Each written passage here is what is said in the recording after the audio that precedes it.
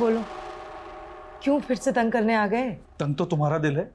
हाँ, प्यार करने में भी कंजूसी। बिना छुए बात नहीं कर सकते बलराम। और अपनी ये वाहियात शेरो शायरी ना बंद करो, निकलो यहाँ से। जिसकी उम्मीद तुम लेकर आए हो, ऐसा कुछ होने नहीं वाला।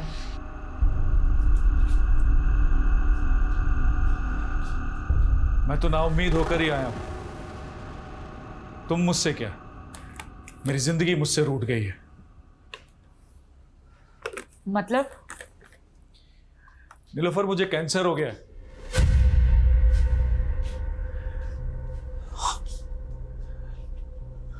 सच कह रहा हूं, मेरे पास अब ज्यादा दिन नहीं बचे हैं। मरने से पहले मैं सारे गिले शिकवे तुम्हारे साथ जो हुए दूर करना चाहता हूं।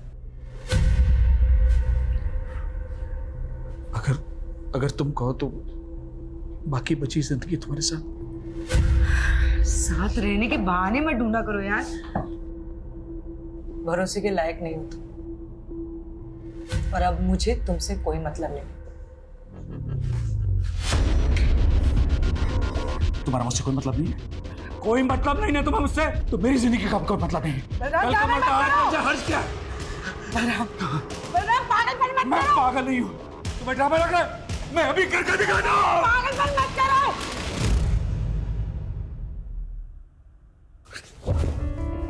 I know you love me.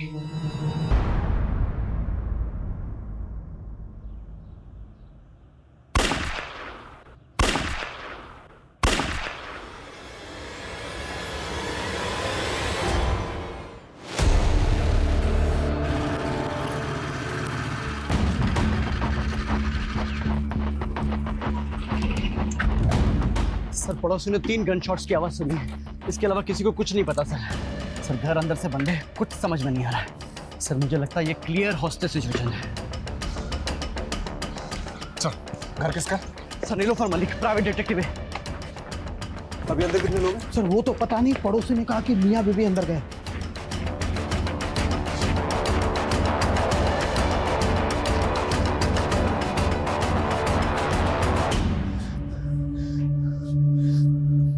Jacket का बुलेट प्रूफ? सर, पता नहीं था यहाँ जरूरत पड़ेगी, लेकिन मंगवाई है। उसका टाइम नहीं है हमारे पास, इंटरलॉक तोड़ना पड़ेगा।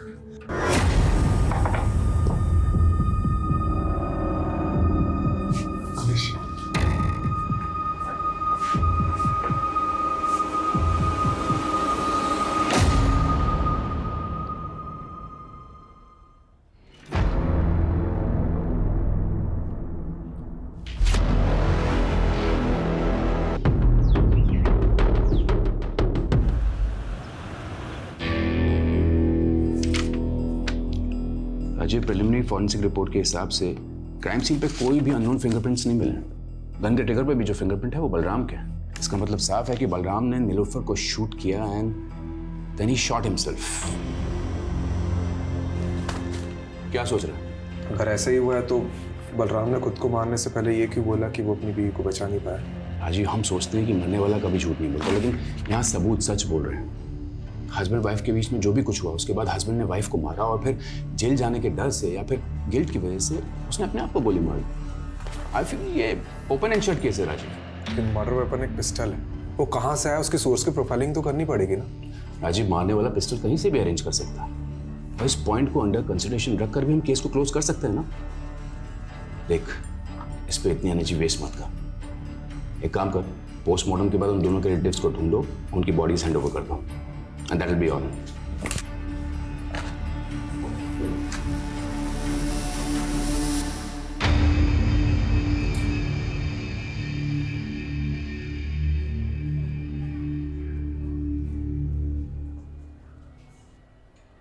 सर, वो नीलोफर के घर में किसी भी तरह की फोर्स एंट्री एग्जिट के साइन नहीं मिले हैं। और सर, किसी ने भी ये नीलोफर और बलराम के अलावा किसी तीसरे को नहीं देखा।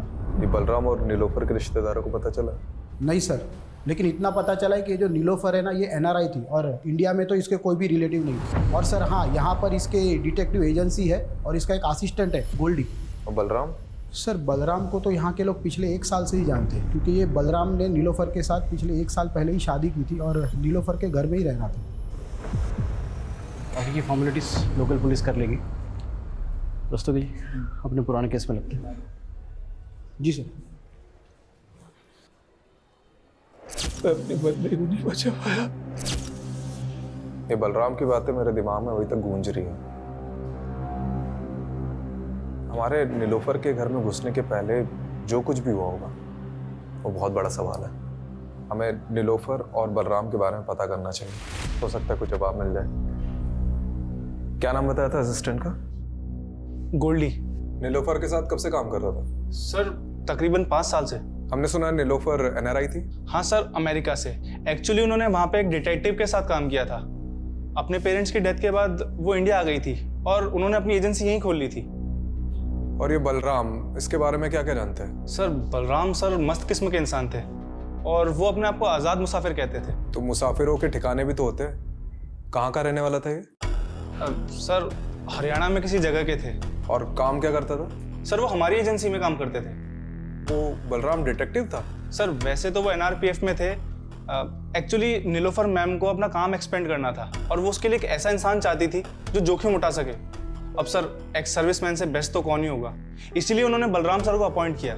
लेकिन क्या इंस्ट्रक्शन दिया था तुमको बलराम? जोशी का पीछा करना था ना, और तुम उसी के साथ हाथापाई करके आ गए। अरे पीछे ही कर रहा था मैं जोशी की कार का। उसने अचानक कार में ब्रेक मारी, मेरी बाइक टकरा गई। साली की बैकलाइट क्या फूटी, थप्पड़ मार दिया उसने मुझे, तो मैं क्या करता? अरे तुम्हारी इसी बेवकूफी की वजह से जोशी को पता चल गया कि मेरा क्लाइंट उसकी जासूसी करा रहा है। तुम छोड़ो ये जासूसी, एक बाउंसर की नौकरी ढूंढ लो, वही सूट करती है तुमको। और तभी उनका प्रोफेशनल एसोसिएशन खत्म हो गया। लेकिन सर इतने डिफरेंसेस के बावजूद भी उन दोनों में प्यार हुआ और सर पिछले ही साल उन्होंने शादी भी की थी। एक बात बता कि बलराम नीलोफर को मार सकता है? सर मुझे नहीं लगता। तो कौन मार सकता है नीलोफर को? क्योंकि तुम्हारा होने वाला हस्बैंड एक फ्रॉड है। जेकब से ज्यादा मुझे तुम पर गुस्सा आ रहा है और इसे ना मैं कभी भूलूंगी नहीं।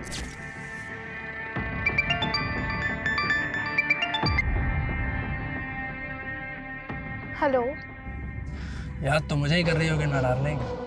कमीने, तू हिम्मत है तो सामने आके बात कर, नंबर बदल के कॉल मत कर। अरे हम जरूर मिलेंगे। मैं भी उन मोमेंट्स को भूल नहीं पा रहा हूँ जब हम शादी से पहले एक हो गए थे। क्या दिन थे, जानती है? वो सब मैंने रिकॉर्ड कर रखा है। मैं सोच भी नहीं सकती तू इतना गिरा हुआ निकल सकता है। तू मेरे सामने होता ना तो I would have killed you. ओहो, मेरी बेबी को गुस्सा आ रहा है, बहुत गुस्सा आ रहा है। हाँ? मुझे भी आया था उस डिटेक्टिव पे जब वो कबाब में हड्डी बन गई थी, पर अब मेरा गुस्सा शांत हो गया। May your friend Nilofer rest in peace.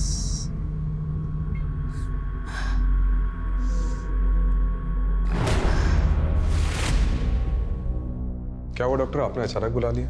जी, ये मार्क देखिए, नीलोफर के ब्लड में ड्रग पाया गया है और इसी ड्रग की वजह से नीलोफर शायद कॉन्शियस नहीं रही होगी और उसका रेप किया होगा। तो ये रेपिस्ट का डीएनए क्या बलराम के डीएनए से मैच करता है? नीलोफर की बॉडी पे रेपिस्ट का डीएनए मिला ही नहीं। शायद रेपिस्ट ने कॉन्डोम यूज किया हो। सर ये नीलोफर के घर से हमें ना सिरिंज मिली है ना ड्रग मिला है, तो क्या ये सब बलराम ने गायब किया होगा? देखो, ये नए डेवलपमेंट के हिसाब से ये थ्योरी बनती है कि बलराम ने पहले अपनी बीवी को ड्रग देकर बेहोश किया, फिर उसका रेप किया और फाइनली उस पर 3 गोलियां दाग दी। ये बलराम अपनी बीवी से इतनी नफरत करता होगा क्या? यही बात तो समझ में नहीं आ रही सर, उन दोनों के बीच में प्यार था भी या नहीं। देखा, ये ओपन एंड शट केस कैसे कंसिडर करते हैं कि नीलोफर का रेप किसी ने तो किया है, क्योंकि अभी तक ये माना नहीं जा सकता कि बलराम ने ही उसका रेप किया, और ये भी हम नहीं मान सकते कि बलराम ने नीलोफर का मर्डर किया, क्योंकि जो आदमी खुद को मारने के पहले ये बोल रहा था कि अपनी बीवी को नहीं बचा पाया, वो अपनी बीवी को मार कैसे सकता है? चलो 1 मिनट के लिए हम ये मान लेते हैं कि उस घर में उन दोनों के अलावा कोई तीसरा आदमी भी मौजूद था, तो क्यों बलराम ने उस तीसरे आदमी के बारे में हमें कुछ भी नहीं बताया और सुसाइड कर लिया? और अगर उस किलर के एंगल से सोचते भी हैं तो उसने पहले नीलोफर का रेप किया और फिर मर्डर कर दिया, तो फिर आई विटनेस बलराम को जिंदा क्यों छोड़ दिया? इसलिए मैं बलराम को रूल आउट नहीं कर रहा हूँ, लेकिन एक पॉसिबिलिटी तो है कि बलराम के अलावा भी कोई और क्रिमिनल हो सकता है। यू आर राइट राजीव, इसे तो इन्वेस्टिगेट करना ही होगा। You have free hold, go ahead. सिक्के को अगर हम यहाँ से देखें तो इसका सिर्फ एक ही पहलू नजर आता है, लेकिन इस केस का सिक्का खुद उठ के कह रहा है कि इसके 2 पहलू हैं। मतलब सर? मतलब रस्तोगी जी, बलराम और नीलोफर की पर्सनल लाइफ को खंगालना होगा। देखते हैं इस केस का असली कलाकार सिर्फ बलराम ही था या और कोई था जिसके पास अपना कोई मोटिव था। जिंदगी के ये लंबे लंबे सफर इंसान का सफरनामा लिखते हैं। कहीं जिंदा दिल सपने,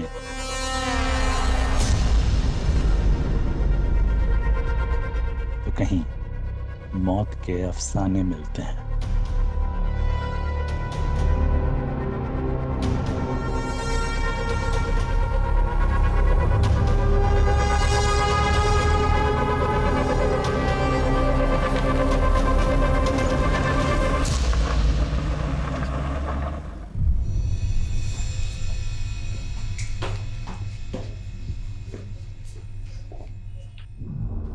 अरे कनक बेटा, अरे इतनी सी बात पे कोई रोता है क्या?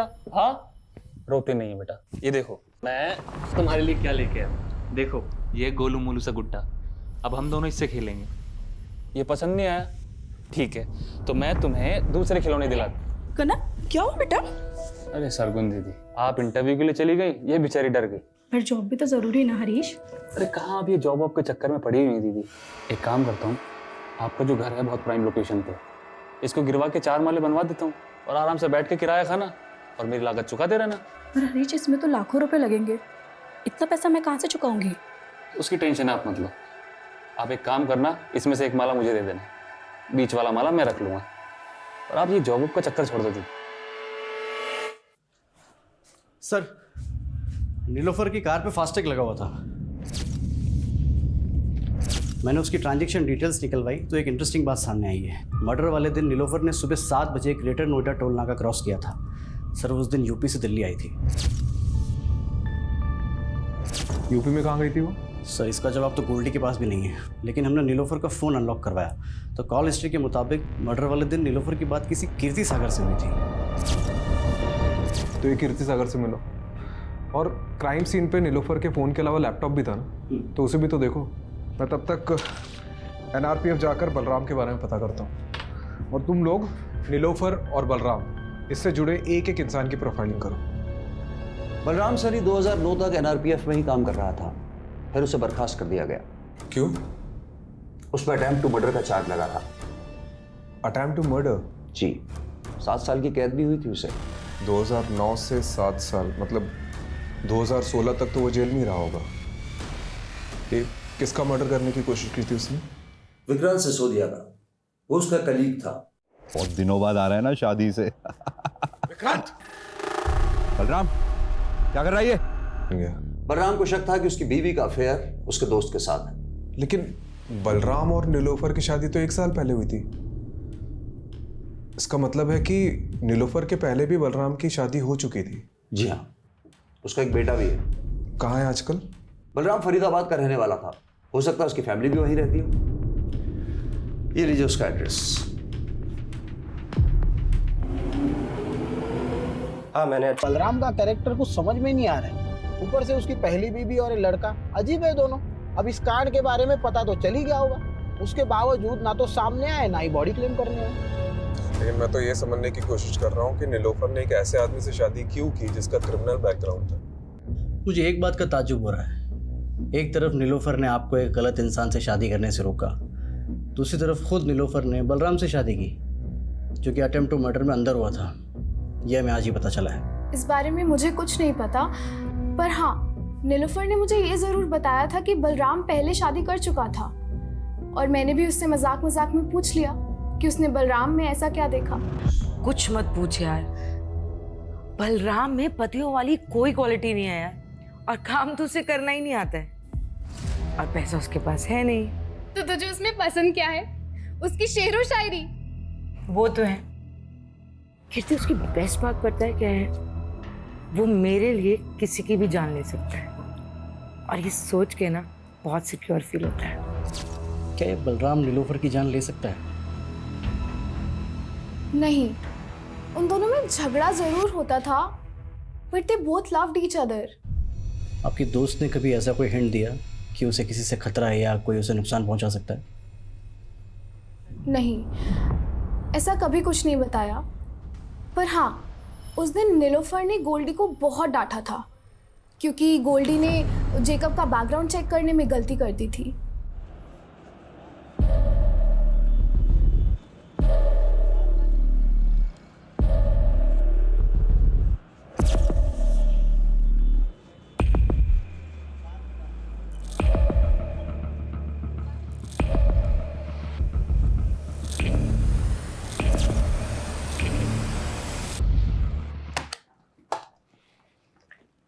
देखो संकेत, मैंने तुम्हारी ये पिटीशन तो फाइल कर दी है कि तुम्हें बलराम सैनी के साथ अपना डीएनए मैच कराने का मौका दिया जाए, पर तुम ये सब करना क्यों चाहते हो? क्योंकि उन्हें लगता था कि मेरी माँ ने उन्हें धोखा ही नहीं दिया, बल्कि मैं भी उनका बेटा नहीं। पर तुम ये सब करके अपने लिए गड्ढा खोद रहे हो। मेरा मतलब है जानबूझकर पुलिस की नज़र में सस्पेक्ट बन रहे हो। ये तो कभी प्रूफ नहीं होगा कि मैंने कोई क्राइम किया था, लेकिन डीएनए टेस्ट कराने का मेरे पास ही आखिरी मौका है। मैं चाहता हूं दुनिया को पता चले मेरा बाप सही था या मेरी माँ। पर का रेप हुआ है, मर्डर हुआ है, वो बलराम ने ही किया है कि नहीं, इसलिए उसके बारे में आपसे कुछ जानना है।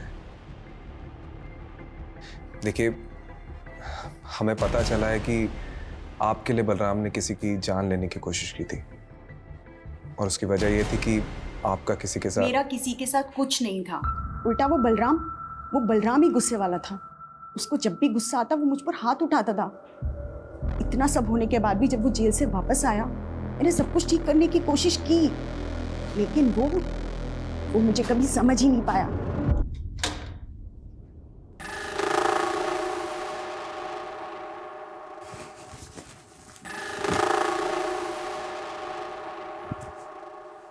देखो, मैं यही चाहती हूँ कि हम नए सिरे से जिंदगी शुरू करें। नई जिंदगी नए सिरे से?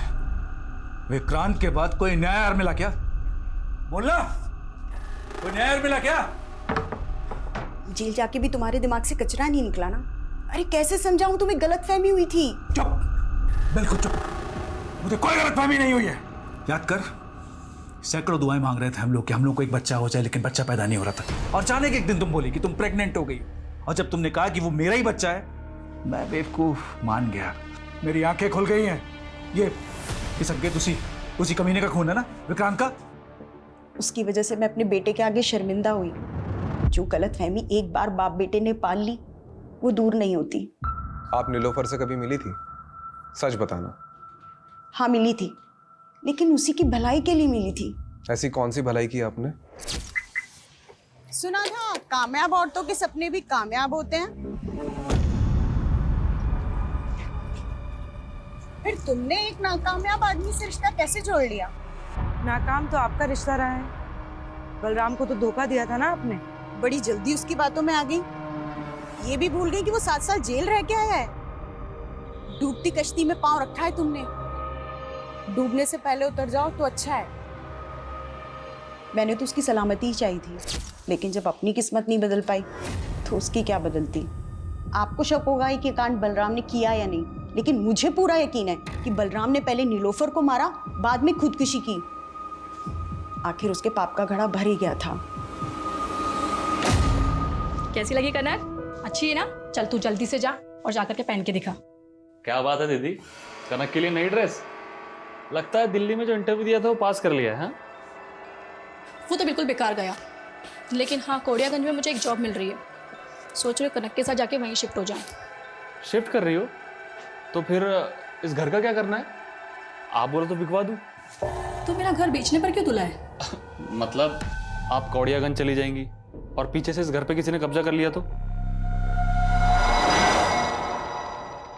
कमलेश, ये बलराम का कैरेक्टर कुछ समझ में नहीं आ रहा है। मतलब उसे सस्पेक्ट मानो या विक्टिम, पता नहीं। अच्छा, ये तीसरे आदमी की थ्योरी से कुछ हाथ लगा? सर, ये नीलोफर का लैपटॉप ऑन किया मैंने। इसमें सर ये जैकब की कुछ फोटोज मिले हैं। सर ये तो पहुंचा हुआ अपराधी है, कई स्टेट्स में मोस्ट वांटेड है। इसके ऊपर तो सर धोखाधड़ी और अटेम्प्ट टू मर्डर जैसे चार्जेस हैं।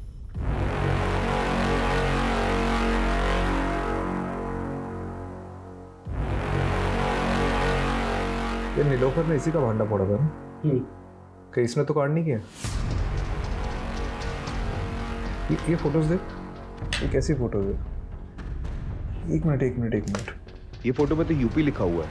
मतलब ये फोटो यूपी में किसी एरिया की है और मर्डर वाले दिन नीलोफर यूपी से दिल्ली आ रही थी। उसकी फास्टैग की ट्रांजैक्शन डिटेल्स के हिसाब से वो यूपी काफ़ी आ जा रही थी, लेकिन अभी तक ये पता नहीं चला है कि यूपी में जा कर आ रही थी। ठीक है, इसे गोल्डी को दिखाते हैं, हो सकता है वो किसी केस में काम कर रही है। और नीलोफर के पुराने केसेस भी चेक करो। ठीक है।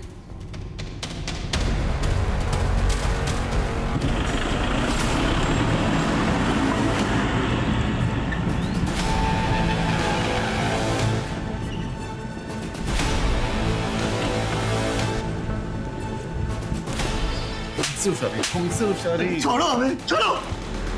अरे मिश्रा, पहले पापा को तो पकड़ने दीजिए आपका कॉलर।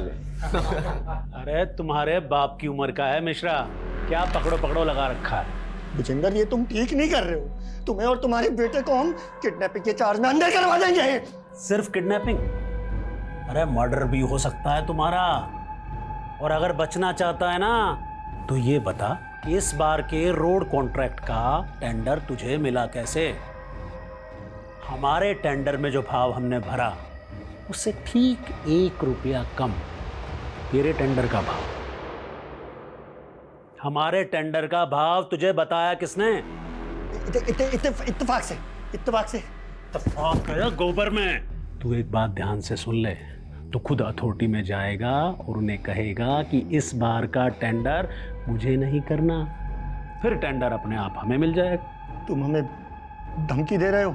धमकी नहीं, पुचकार रहे। कोड़ियागंज की सबसे बड़ी मछली विजेंद्र अवस्थी।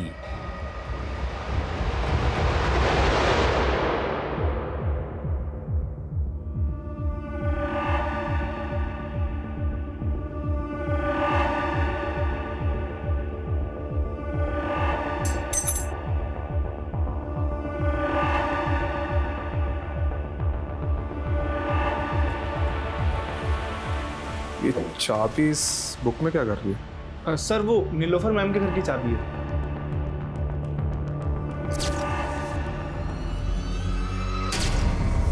ये नीलोफर के मर्डर के दिन उसने तुझे बहुत डांटा था ना, क्योंकि जेकब का बैकग्राउंड चेक करने में तूने गलती कर दी थी। ये मैं कीर्ति ने बताया।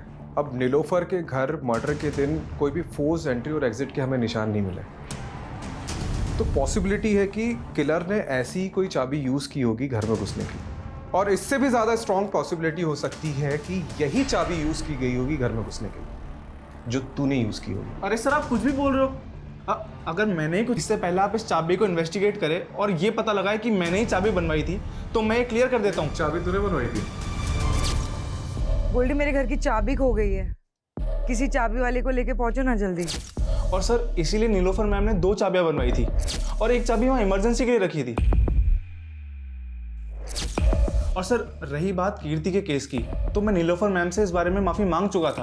अब सर इसके लिए मैं उनका मर्डर थोड़ी कर दूंगा। अच्छा एक बात बता, हमें पता चला है कि नीलोफर का उत्तर प्रदेश आना जाना लगा रहता था, तो वहाँ किसी केस पे काम कर रही थी?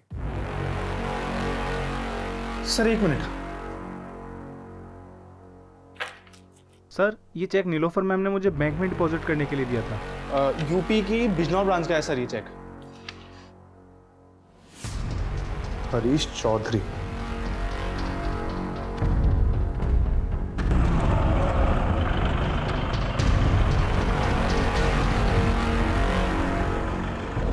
सर दरअसल मैंने ही वो चेक दिए थे एडवांस नीलोफर।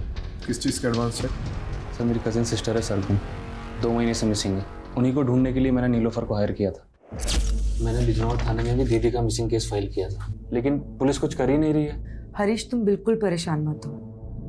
सरगुन को ढूंढने में मैं तुम्हारी पूरी मदद करूंगी। वो करती क्या थी? वो जॉब ढूंढ रही थी और इसी सिलसिले में वो दिल्ली के किसी मॉल में एक आदमी से मिली थी। वो कोई मामूली आदमी नहीं है हरीश, वो कोड़ियागंज के सबसे रईस आदमी का बेटा है। वो सोशल वर्कर भी है और साथ ही उसकी बहुत सारी कंपनीज भी है। उसी ने मुझे मिलने के लिए कोड़ियागंज बुलाया था। कोड़ियागंज? मैं भी आपके साथ चलूंगी। अरे बेटा, पहले मैं तो जाकर नौकरी पक्की कराऊं, उसके बाद तुझे भी ले चलूंगी। लेकिन उस दिन के बाद से दीदी कभी लौटी नहीं सर। ये नीलोफर ने सरगुन के बारे में कोई अपडेट दी थी? सर वो बता रही थी कि कौड़ियागंज का कोई सबसे रईस आदमी है, विजेंद्र अवस्थी करके, और उसके बेटे का नाम अमरीश है। तो उन दोनों की फ़ोटो उसने मुझे दिखाई थी। फोटो है अभी? हाँ सर, ये देखिए सर। सर वो बता रही थी कि इन दोनों पर उसको शक है, और इससे पहले ही नीलोफर कुछ बता पाती, हमने सुना कि नीलोफर और उनके पति की मौत हो गई। कौड़ियागंज जाकर तुमने इनसे बात करी अपनी बहन के बारे में? मुझे जैसा छोटा आदमी इतने बड़े आदमी से कैसे बात कर सकता है? सोचा पुलिस को ही बता दूं, लेकिन उन्होंने कुछ नहीं किया। ठीक है।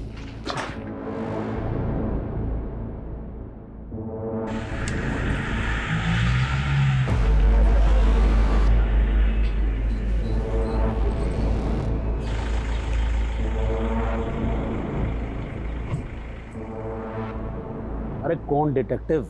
हम किसी डिटेक्टिव को नहीं जानते। डिटेक्टिव नीलोफर, 16 तारीख को दिल्ली में उसका रेप हुआ, उसके बाद उसका मर्डर हुआ, और वो सरगुन को ढूंढते ढूंढते यहाँ पे आई थी। हो सकता है आपसे भी मिली। अरे हमने आपको कहा ना कि हम किसी डिटेक्टिव को नहीं जानते। और सरगुन, आपका बेटा तो पक्का उसे जानता होगा, क्योंकि आपके बेटे ने ही जॉब का झांसा देकर उसे यहाँ बुलाया था। आपके पास कोई सबूत है कि हमारे बेटे ने उसे यहाँ बुलाया या कोई जॉब का झांसा दिया? पिछले 2 महीने से दुबई में है वो। आपको कोई कहानियां बता रहा है हमें बदनाम करने के लिए।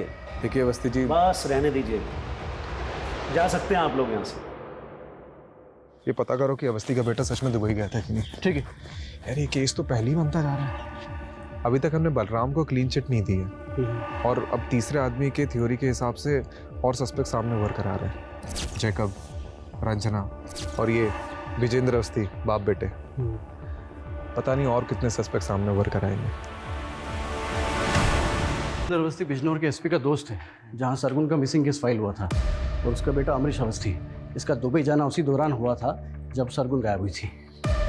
तो सरगुन को गायब करने में इन लोगों का हाथ है, और नीलोफर इन्हें इन्वेस्टिगेट कर रही थी। हो सकता है उसके साथ भी कुछ ऐसे ही हुआ। सर, जब नीलोफर को इन लोगों ने मार डाला है तो सरगुन पिछले 3 महीने से कहाँ गायब हुई है? और गायब भी है कि उसको भी। अच्छा, जब सरगुन गायब हुई उस दौरान जितनी भी अनआइडेंटिफाइड बॉडीज मिली, उसका डेटा चेक कर।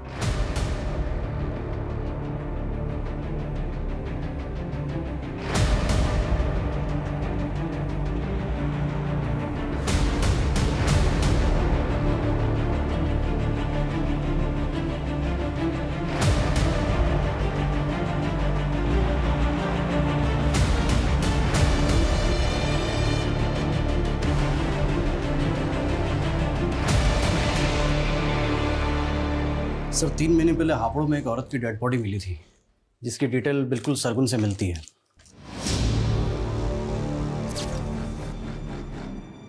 इसका भी रेप हुआ था सर। और सर, हापुड़ पुलिस के मुताबिक इसकी लाश के पास में एक नोट मिला था जिसमें नज़्म लिखी हुई है।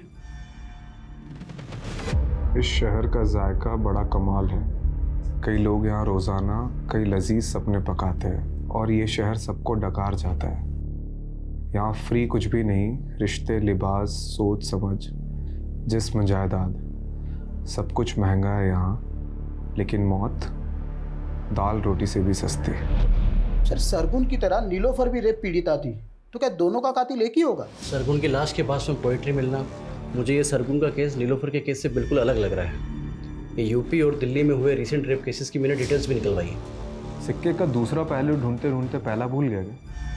देख, सब जानते हैं कि बलराम शेर व शायरी का शौकीन था, तो हम ये क्यों नहीं सोच रहे कि वो भी तो ये सब चीज़ कर सकता है। और हो सकता है कि नीलोफर को बलराम की सच्चाई का पता चल गया, और बलराम ने नीलोफर को। सर, बलराम का सरगुन से कोई कनेक्शन नहीं मिला है, लेकिन फिर भी हमें इस एंगल को इन्वेस्टिगेट करना पड़ेगा। सर, ये पटवर्धन ने मैसेज भेजा है, संकेत का और बलराम का डीएनए मैच हो गया है। ये संकेत बलराम का ही बेटा है। पीटेगा, कभी पति के आगे कभी बेटे के आगे, बार बार औरत क्यों झुकती है? सॉरी। नहीं संकेत, मेरा स्वाभिमान इतना भी कमजोर नहीं है।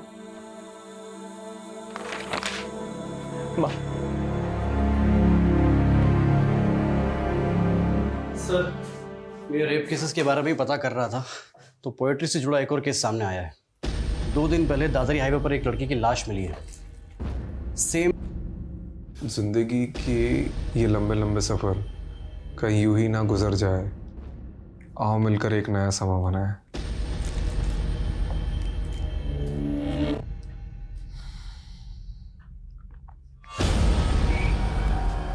कहीं हम किसी सीरियल किलर से तो डील नहीं कर रहे?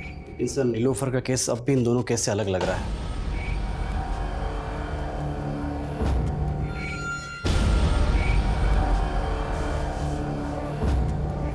इस सरगुन की लाश हमें हापुड़ में मिली और इस लड़की की लाश हमें दादरी में मिली है। दादरी और हापुड़ इन दोनों का डिस्टेंस लगभग 50 किलोमीटर है और नीलोफर अक्सर ग्रेटर नोएडा से होकर गुजरती थी और यही रास्ता हापुड़ से होते हुए कौड़ियागंज तक जाता है और जितने क्राइम्स हुए हैं वो इसी एरिया में हुए। तो हो सकता है कि क्रिमिनल इसी एरिया का हो और नीलोफर का इन्वेस्टिगेशन एरिया भी यही हो।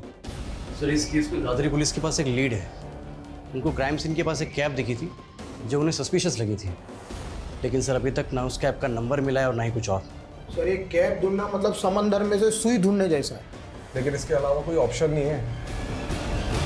ठीक है, एक काम करो, इस एरिया के सारे लोकल और आउट स्टेशन कैब प्रोवाइडर से कांटेक्ट करो। सारी प्राइवेट कैब होल्डर्स, उनके ड्राइवर्स, कस्टमर्स, ट्रैवलर्स सबसे कांटेक्ट करो। ठीक है। ये किलर शायरी करता है, इसके सारे ट्रेड्स रिकॉर्ड करने होंगे।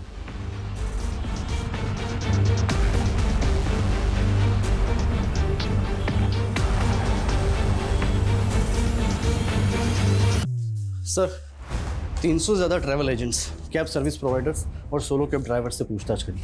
कुल मिला के 700 लोगों से हमने पूछताछ करी सर, और टोटल 27 लोगों को हमने जीरो डाउन किया है जो मर्डर के वक्त दादरी वाले क्राइम सीन एरिया के आसपास थे। इन सबको बुलाओ।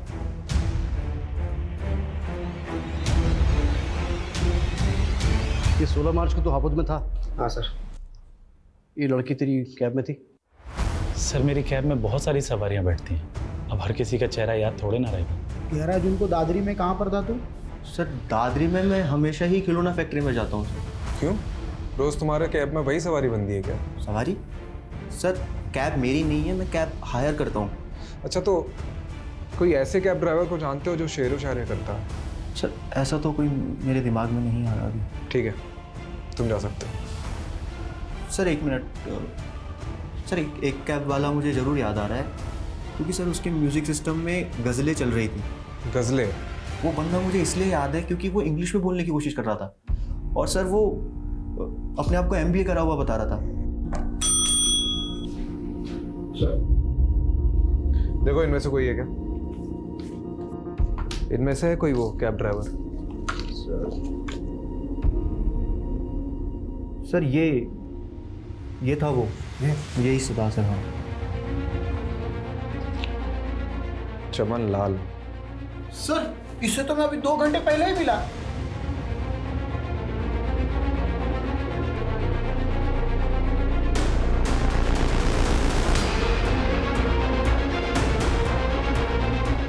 सर वो रही।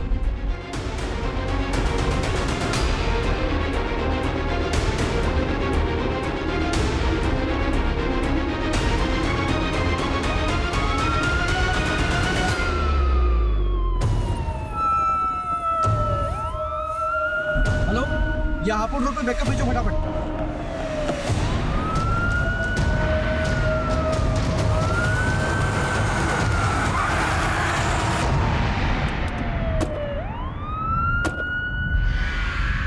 सर दुनिया ने मेरी कदर नहीं की। MBA किया तो जॉब नहीं मिली, जॉब नहीं मिली, पैसा नहीं, लड़की नहीं, शादी नहीं, कुछ नहीं। एक MBA वाले की फ्रस्ट्रेशन समझते हैं आप सर? फ्रस्ट्रेशन में कैब चलाना पड़ा। वो उन दिनों एक कपल मेरे कैब का रेगुलर कस्टमर था। वो दोनों चिपक के ना मेरी जलाते रहते थे। तो बस मैंने एक दिन हिडन कैमरा लगा दिया, फिर वो वीडियो बनाकर मैंने उस लड़की को ब्लैकमेल किया। वो मुझे लाखों देने को तैयार थी, पर पता है सर मैंने उससे क्या मांगा? उससे उसका जिस्म। तब से ना तलब सी हो गई मुझे लड़कियों की। और सरगुन को क्या बोला तुमने कि तू विजेंद्र अवस्थी का बेटा है? सर वो हमारे कस्बे का सबसे रईस आदमी है और सरगुन से मॉल में दोस्ती हो गई थी, तो बस इंप्रेशन झाड़ दिया मैंने और जॉब का झांसा देकर अगले दिन उसके साथ।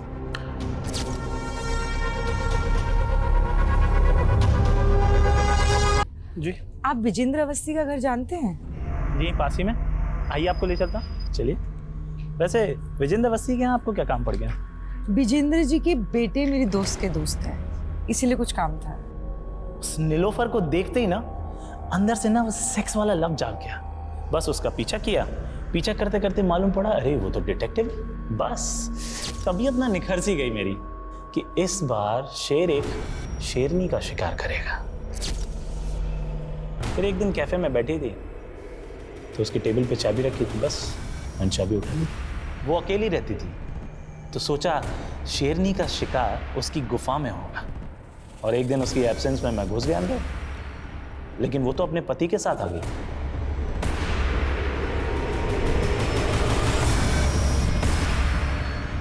ए, चल छोड़।